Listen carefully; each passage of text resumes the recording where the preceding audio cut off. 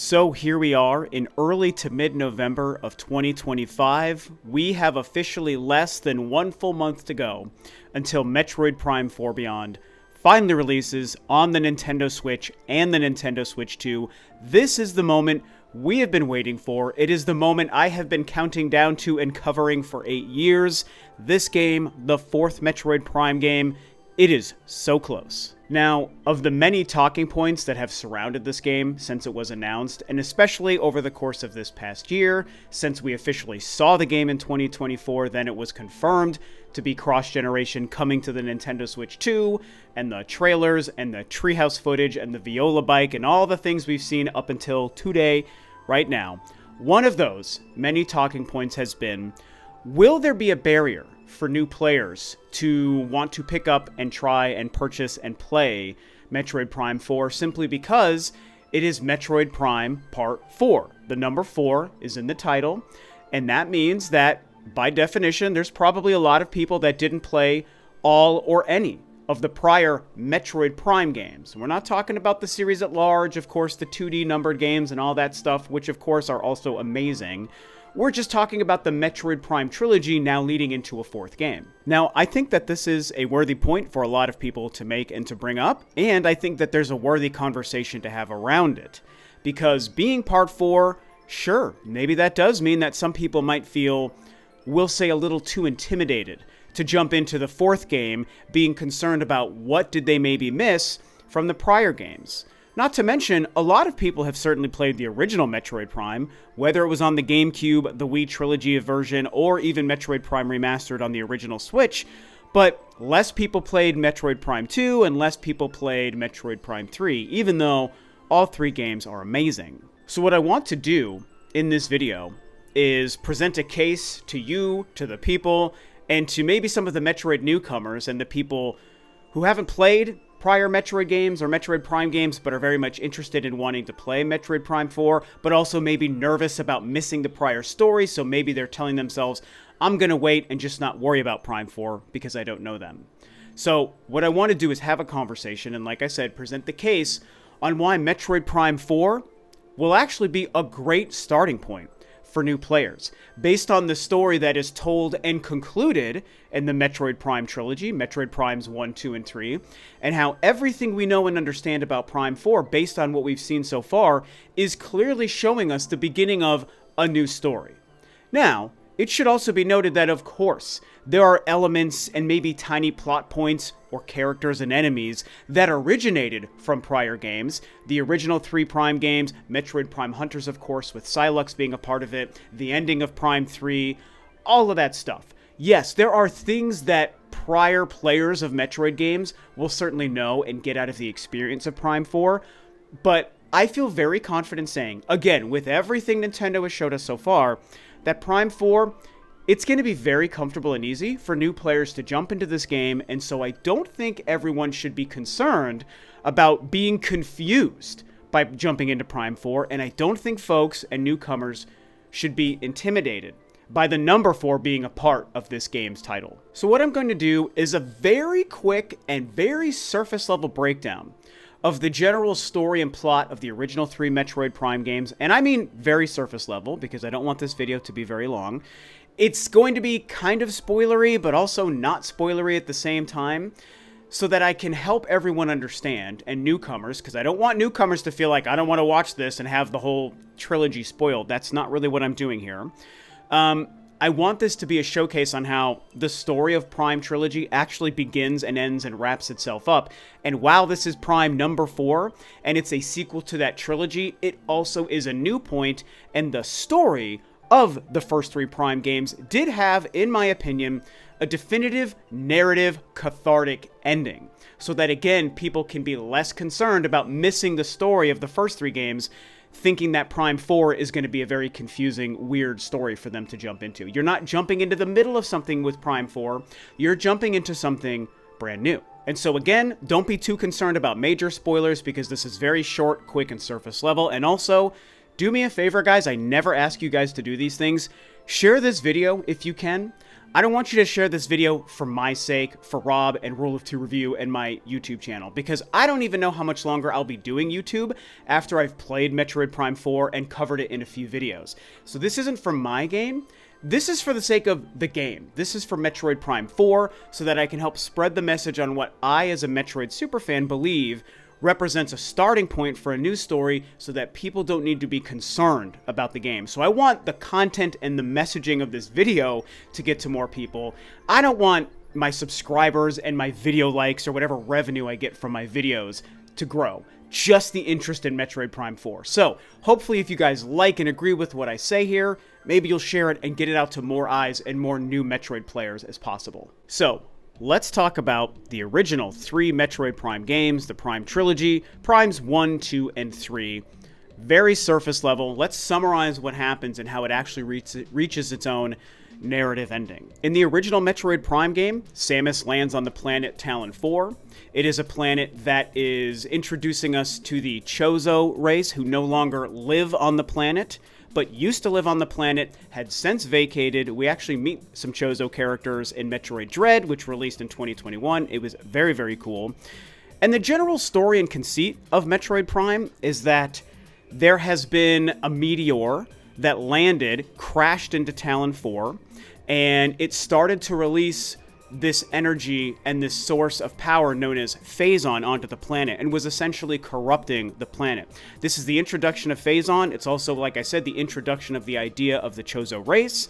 On this planet, space pirates also realized that Phazon was infecting the planet because this meteor crashed into the planet, and that the space pirates can actually harness this to both conduct experiments, mess with genetic coding of indigenous life, including Metroids, and also try to gain more power for themselves. Samus goes to Talon 4 to stop the space pirates, try to stop the spread of Phazon.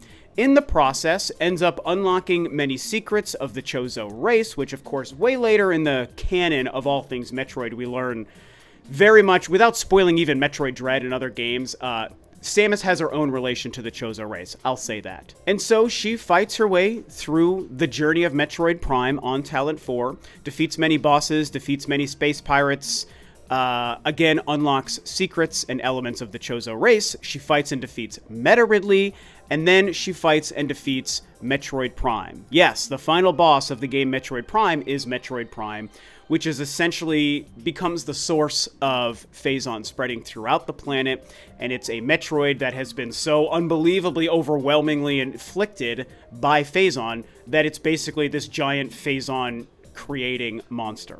In Metroid Prime 2 Echoes, Samus travels to the planet Aether, which also was struck by some kind of meteor that affected the planet. This is a common theme in these Prime games, the Prime Trilogy.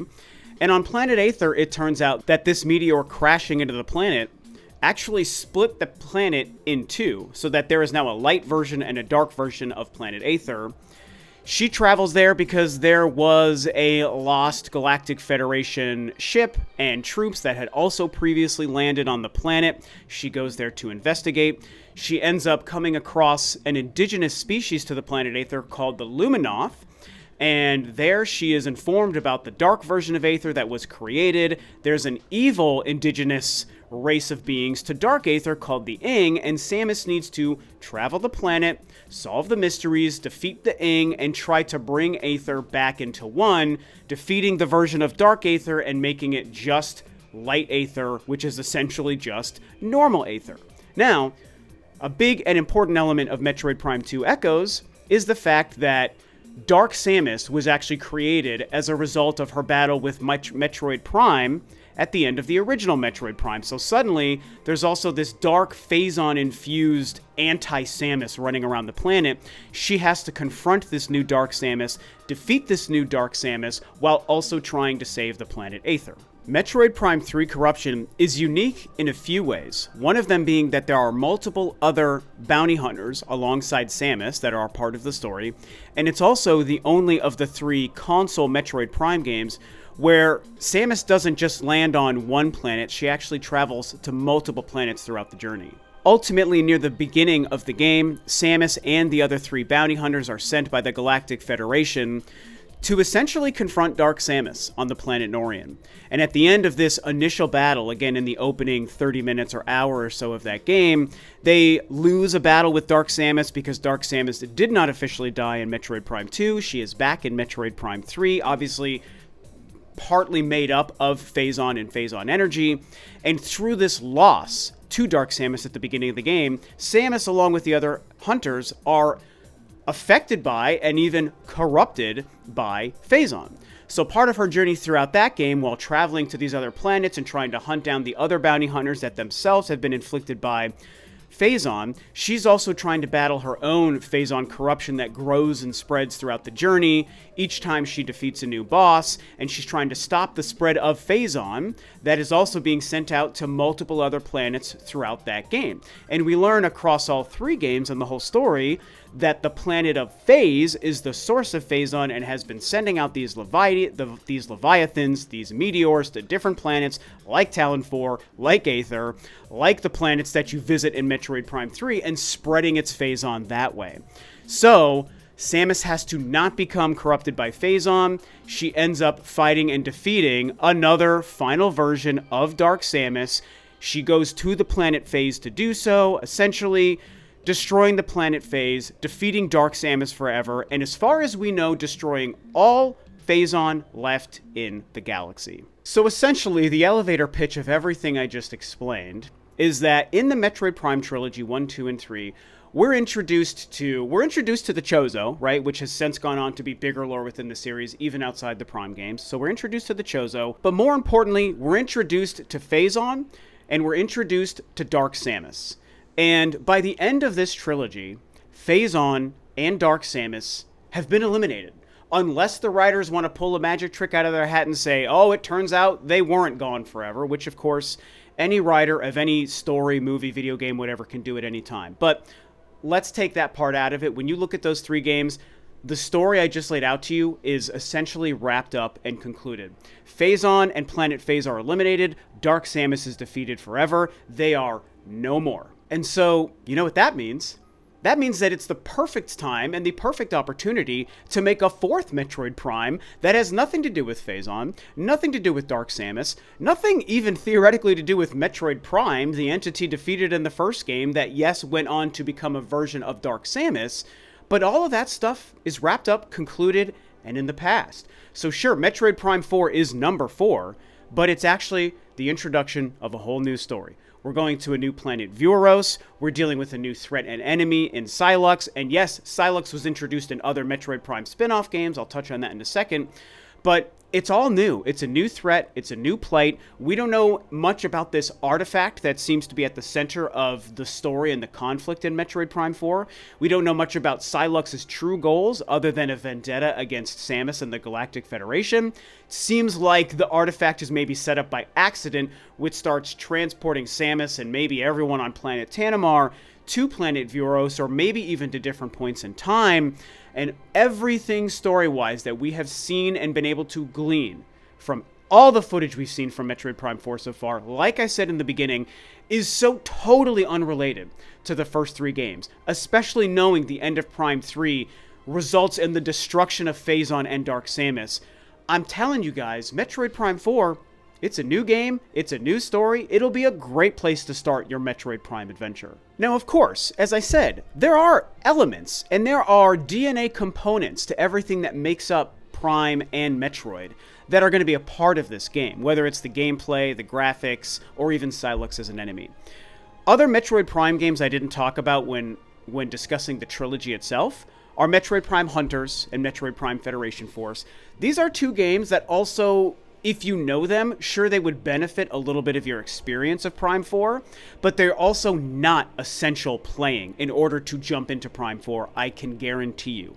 Sylux himself, yes, was introduced in Metroid Prime Hunters on the Nintendo DS in 2006. He was another bounty hunter character, an enemy and a foe to Samus, along with 5 or 6 other bounty hunters that are all a part of that game and that story. It's a little spin-off game. It's a ton of fun. It's very cool, but it is not really important other than Sylux was just another random bounty hunter who was trying to get some power from the Olympic cluster for himself. Like, that's all he was in that game.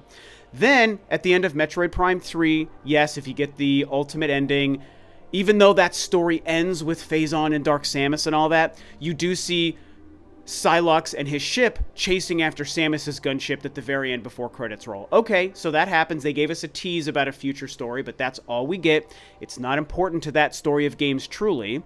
And then in Metroid Prime Federation Force, which doesn't even feature or star Samus, I mean, you fight her at the end, but it's a whole mess. Anyway, it's not a game about Samus, but at the end of that game, it turns out that you see Psylocke stealing a Metroid. It's almost like an Easter egg cutscene at the end of that game. He steals a Metroid from the Galactic Federation to do who knows what, probably to just conduct experiments. And so, believe it or not, I'll even say that the Federation Force cutscene of Psylocke is probably way more important to what's happening in Prime 4 than just the introduction of the character in Prime Hunters. Because I feel like whatever he was trying to achieve by stealing that baby Metroid from the Federation in Metroid Prime Federation Force, which was a 3DS game, probably leads to everything he's doing with Mocktroids and Metroids and having Metroids that can attach to other creatures and control them. I think he created like a new breed of Metroids, and that's going to be part of the story and what he's doing in Prime 4. But even then, you're not going to need to have played Metroid Prime Federation Force to understand whatever they're going to tell us and however they're going to introduce us to Psylocke's motivations in Prime 4. So again, this whole thing feeds into the larger message I'm trying to get across to you guys, that you don't need these prior games to enjoy Metroid Prime 4. You can jump in and make this your first Metroid Prime game and be totally fine. Hopefully, you guys find this helpful, especially if you are newcomers or somebody who's never played a Metroid or a Prime game, excited for Prime 4, but maybe you've been nervous because of the whole number 4 and you hadn't played the Prime Trilogy and yada yada yada.